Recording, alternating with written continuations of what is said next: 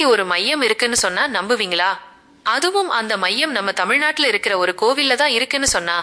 ஆமாங்க, உலகமே வியந்து பாக்குற விஞ்ஞானிகளுக்கே சவால் விடுற ஒரு இடம்தான் சிதம்பரம். அப்படி அங்கே என்னதான் இருக்கு? ஏன் இன்னைக்கும் அந்த திரைக்கு பின்னாடி இருக்கிற ரகசியத்தை யாராலையும் முழுசா புரிஞ்சுக்க முடியல? நீங்க இப்போ பாத்துட்டு இருக்கிறது திருவலம் டெம்பிள் சேனல்.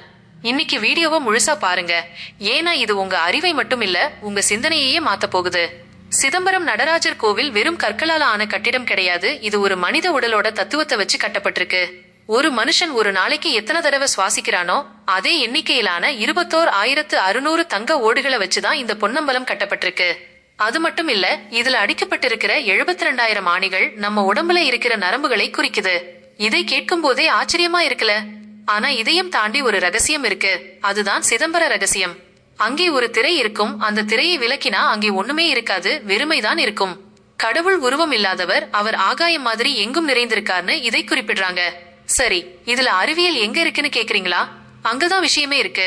சிதம்பரம் கோவில் அமைஞ்சிருக்கிற அதே நேர்கோட்ல தான் மத்த பஞ்சபூத தலங்களும் இருக்கு. ஆனா தில்லையம்பலம்னு சொல்லப்படுற இந்த சிதம்பரம் மட்டும்தான் பூமியோட காந்த மைய புள்ளியில கரெக்டா அமைஞ்சிருக்கு. இதை கண்டுபிடிக்க நவீன கருவி இல்லாத அந்த காலத்திலேயே நம்ம தமிழர்கள் எப்படி இவ்வளவு துல்லியமா கணிச்சாங்க? இதுதான் இன்னைக்கும் நாசா விஞ்ஞானிகளை தூக்கம் இல்லாம பண்ணுது. நடராஜரோட கால்கட்ட விரல்ல தான் உலகத்தோட மொத்த ஈர்ப்பு விசையும் மையம் கொண்டு இருக்குன்னு ஒரு ஆய்வு சொல்லுது. வீடியோவை இப்போ வரைக்கும் பாத்துட்டு இருக்கிற நீங்க ஒண்ணு கவனிச்சிங்களா? ஒரு கோவில்ல இவ்வளவு மர்மங்கள் இருக்குன்னா நம்ம முன்னோர்கள் எவ்வளவு பெரிய அறிவாளிகளா இருந்திருப்பாங்க. இந்த தகவல்கள் உங்களுக்கு பிடிச்சிருந்தா உடனே அந்த லைக் பட்டனை தட்டிட்டு உங்க நண்பர்களுக்கும் ஷேர் பண்ணுங்க. ஏன்னா இது நம்ம கலாச்சாரம், நம்ம பெருமை. சிதம்பர ரகசியம்ங்கிறது வெறும் ஆகாயம் மட்டும் இல்ல, அது நம்ம மனசுக்குள்ள இருக்கிற ரகசியமும் கூட.